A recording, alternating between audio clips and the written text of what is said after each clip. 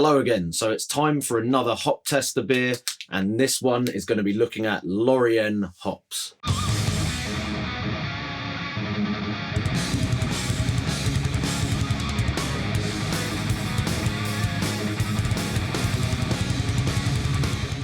So this hop tester beer is going to be a little bit different. We're taking it down the lager route. The reason for that is these Lorien hops are more targeted towards that kind of style.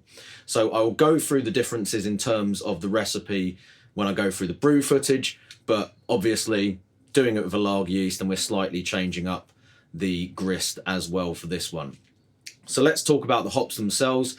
Lorien are from indie hops, and these are the same guys that brought us Meridian, Strata, probably most well known, and most recently Lorien hops in 2021. So I have tried these hops in a couple of commercial beers which were really nice, and they have some really interesting descriptors. So if you look over on the Indie Hops website, which I'll put a link to in the description, the brewing profile is described as magical, exhilarating and festive, which is a pretty bold statement. And more specifically, in terms of the flavour profile, they talk about tangy fresh fruit and the feeling of a summer meadow near a cold mountain stream.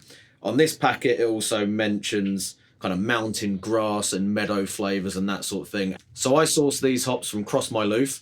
I'm not sure if they're available from any other suppliers at the moment, but I will put links in the description to those if I can. But let's get into the packet and see what we can tell about these hops from the aroma of them out of the pack. So I've got to say they are super fragrant out of the packet. There's definitely some kind of herbal, noble hop type aromas coming off of these, but it's much more in your face and kind of punchy, I would say, than what you would typically get from fresh hops out the bag with something like a Hallertau variety or SARS or something like that. There's maybe a little bit of mintiness there, definitely grassy, fresh cut grass, perhaps a little bit of a citrus note, but for me it's definitely predominantly kind of herbal, grassy, and yeah, maybe you could go with a sort of meadowy kind of aroma on those. They smell good.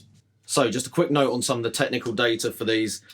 This particular pack are coming in at 5.7% alpha acid, so it's pretty low alpha, definitely in that kind of noble hop sort of range. According to the website, typically between 4 and 5.5% for the alpha acids. Cocumulone at around 22%, so fairly low on that. The oil content is pretty high for, again, particularly for a more traditional kind of lager type hop. So 1.8 to 2.2 mils per 100 grams. And there's some fairly high quantities of the kind of volatile oils and aromatics in there as well, which you can see on the screen at the moment. So looking pretty punchy as far as the numbers go as well for the flavour and aroma profile. So let's get into the brewing now. I'll break down the recipe, and then after that, on to the tasting.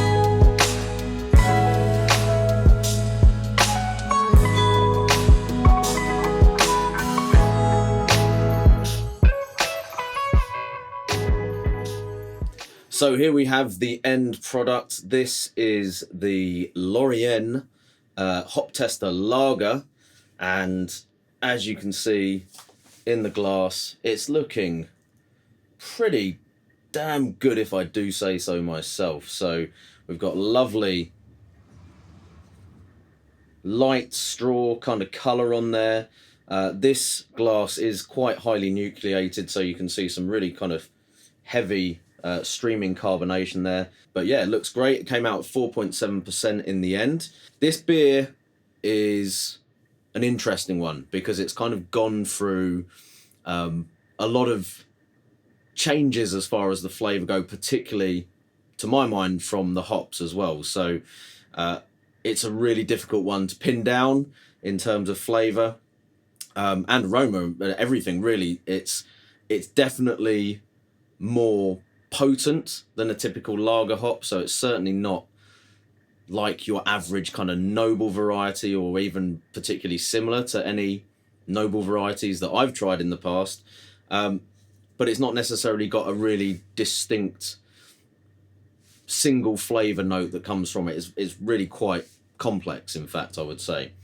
So let's get into it now and see what we're getting from it at this particular tasting. Like I said, it's one of those that seems to give you something a little bit different each time you come back to it. But let's have a look at it now. So aroma-wise, with this beer, there's definitely some kind of like floral elements in there, but there's quite a bit of fruit as well. So the description does mention kind of fruit in there quite a bit, but I wasn't expecting it maybe to be quite as obvious in the aroma particularly.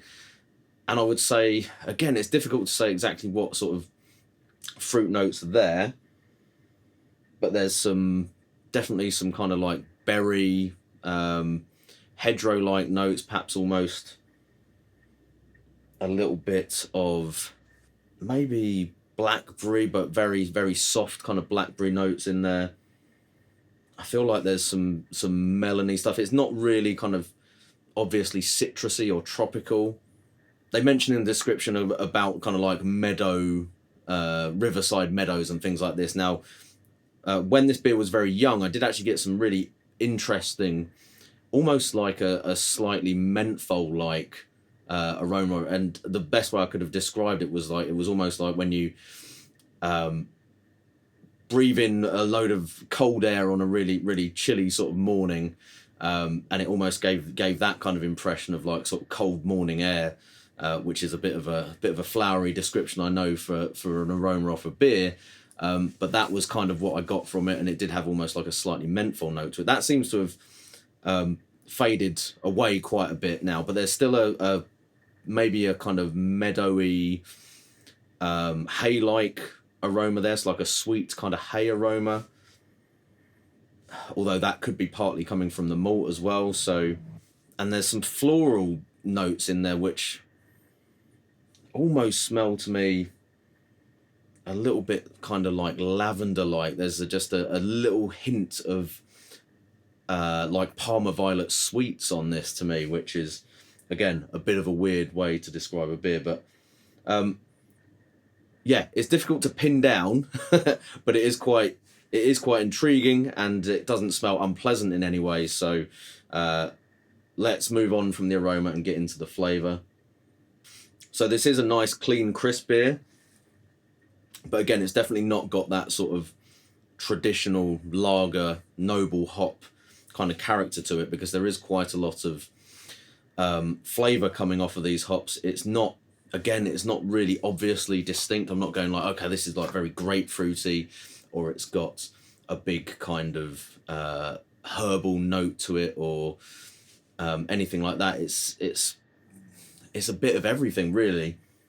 Yeah, it's kind of a bit odd in a way, flavour-wise, but again, not unpleasant. I would say there's definitely the kind of berry notes in there, but they're very sort of not obviously like one particular type. So I wouldn't say it's like definitely like blackberry or strawberry or something. There's maybe a little bit of again, like a light melony note in there too. So I feel like I am getting a little bit of that lavenderish kind of floral flavour in there too.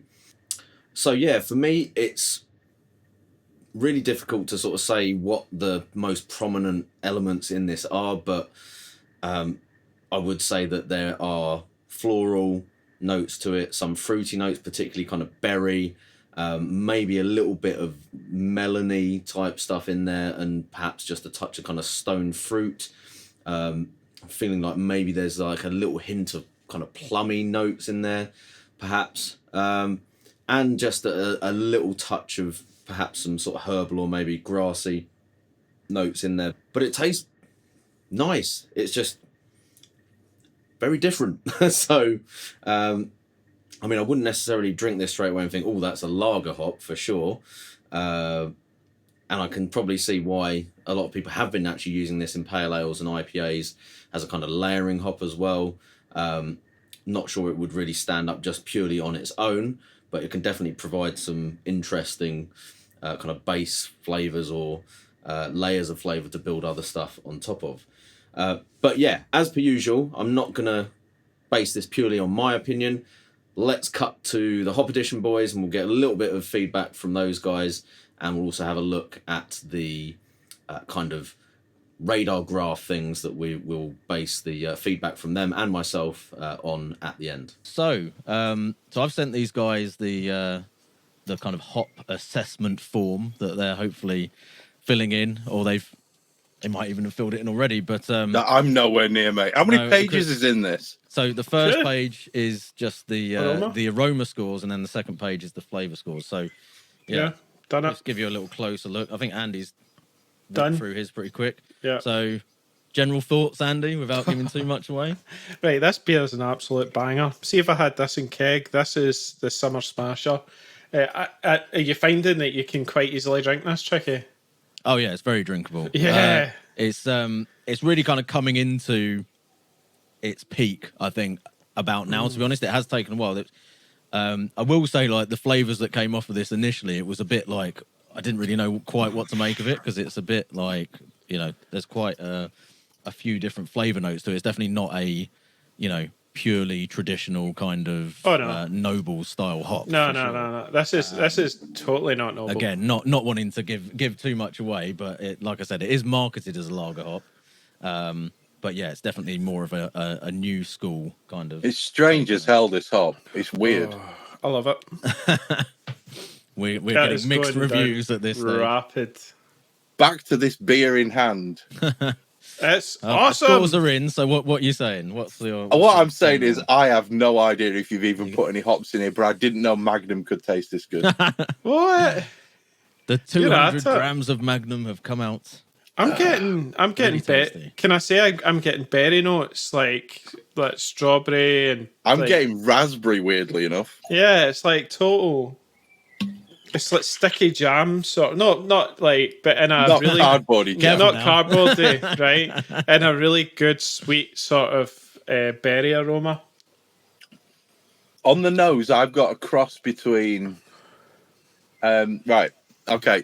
I'm always here with my pictorial references, so close your eyes for a moment, children, and listen. If you go into Sainsbury's and you go to the frozen section, they have the various bags of frozen mixed berries. They have one bag which has grapes, blueberries, blackcurrants, raspberries, and blackberries.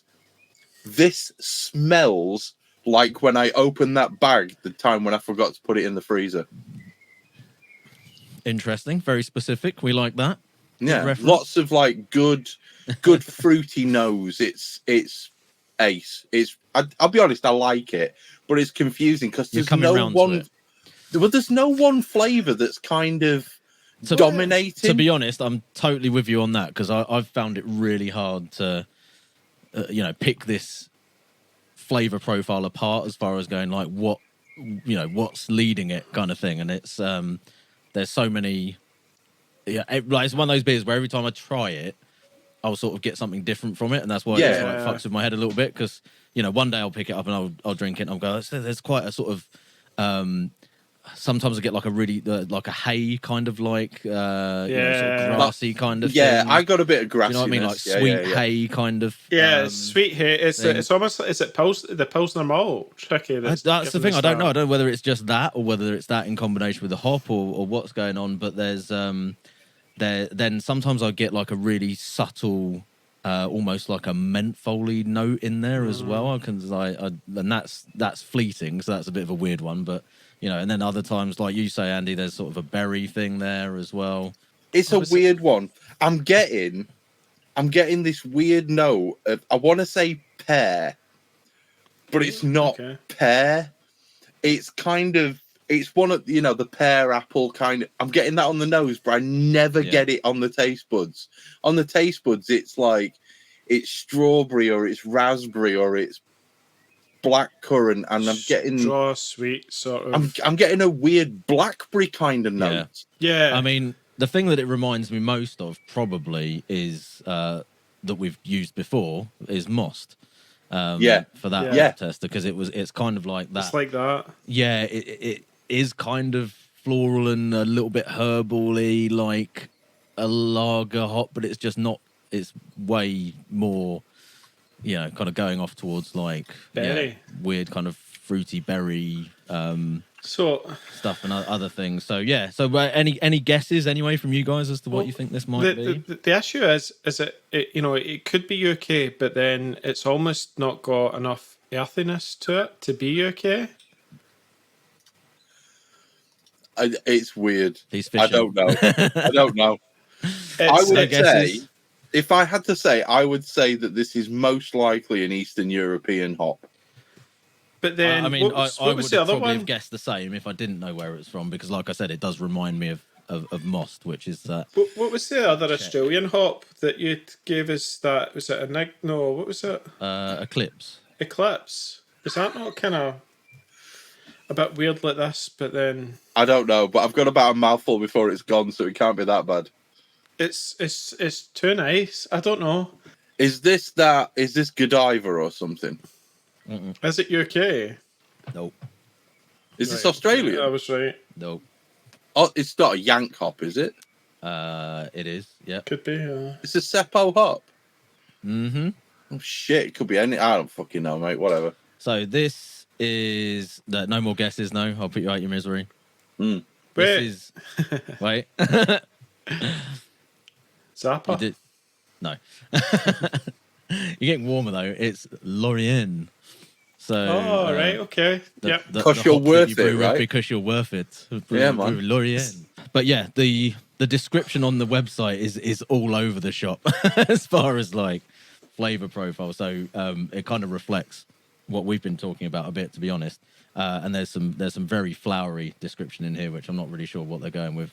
But yeah, their brewing profile, according to Indie Hops, is magical, exhilarating, and festive. Lorien, festive. I don't know about that.